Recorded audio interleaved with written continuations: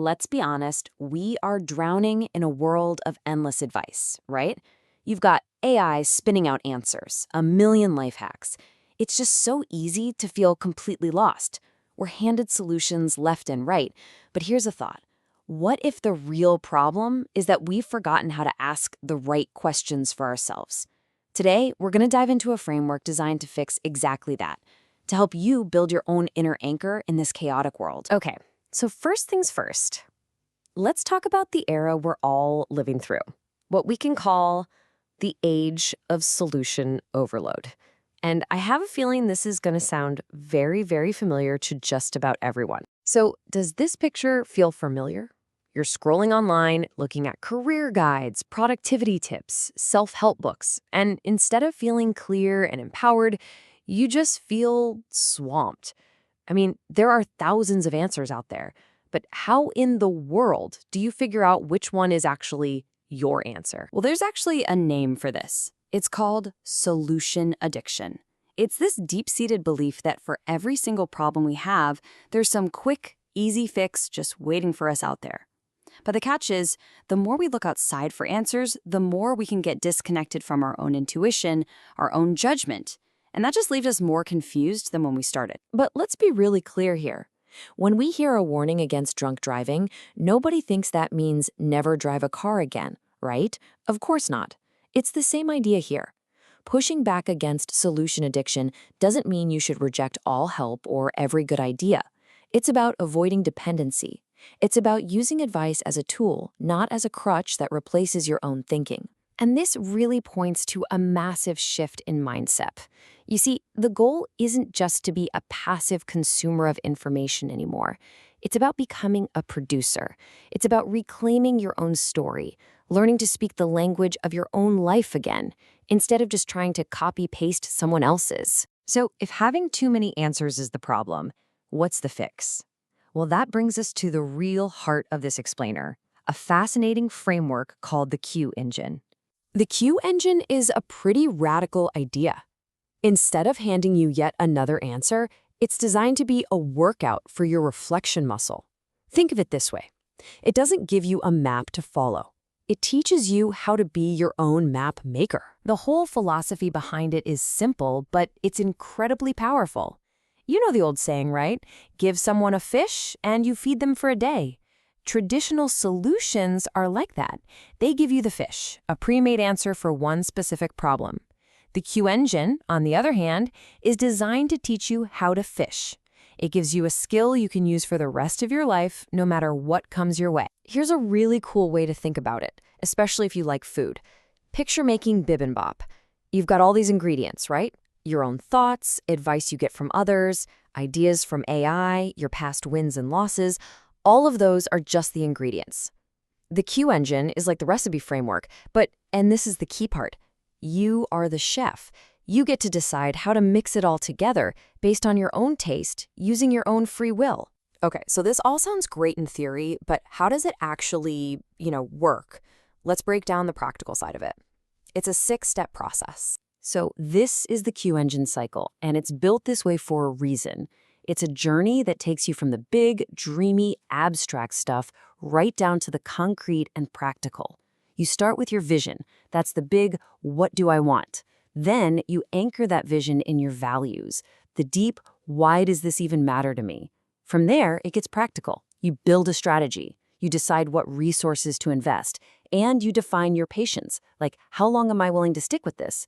And then the most important part, it all closes with a feedback loop. So it's not some static plan you make once. It's a living, breathing process of constant improvement.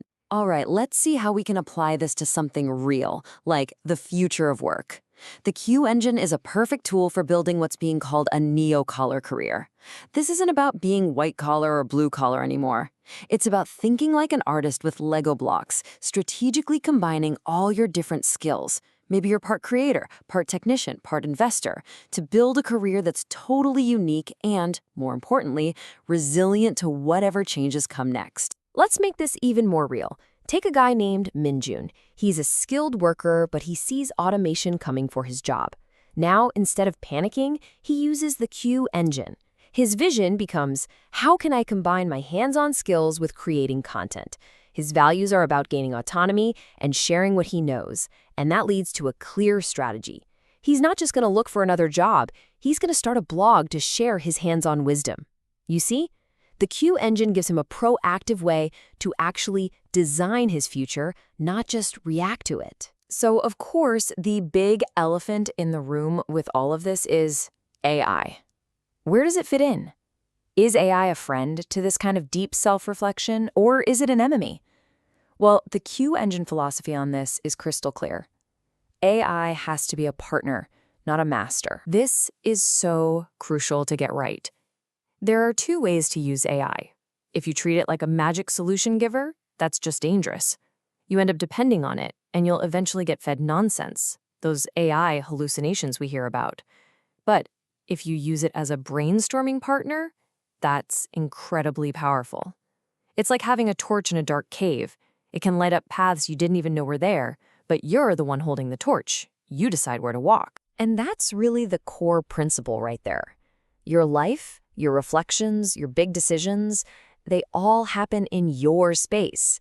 You can invite an LLM or any AI into that space as a partner to add some ideas, to enrich the conversation, but it never, ever gets to be the owner of the house. You are. So all this work, all the questioning, all the reflecting, it's all leading somewhere. This isn't just about designing a better career or being more productive. It's about forging something much, much deeper. It's about building a resilient inner anchor. And to really get this, we have to look at this fascinating difference between happiness and pride. Look, happiness is amazing, we all want it, but it's often fleeting, right? It depends on things outside of us, on getting the result we wanted. Pride, in this sense, is different. It's that deep internal feeling of self-worth that you earn by owning your process, by owning your growth, even when you fail. It's the one thing that no one can ever take away from you. But here's the danger. Without this kind of deep reflection, even our best intentions can get corrupted. There's a concept for this called the Iggy effect. It's like the moss that slowly grows on any goal you don't examine. If you have a really noble, holy goal, it can grow the moss of moral superiority. If you have a practical, secular goal, it can grow the moss of greed. The Q engine is the tool you use to constantly scrape that moss off and make sure your path stays true. And that really leaves us with a pretty challenging question to sit with, doesn't it? In all our choices, big and small, are we just chasing those fleeting moments of happiness, or are we methodically, deliberately building a life of deep, unshakable pride? And ultimately, that's the real takeaway here. The Q engine isn't just another solution to throw on the pile. It's a meta framework. It's a way to build your own inner anchor, to forge that internal stability and self-trust. Because in an age of constant dizzying change, the only stable ground is the ground you build within yourself.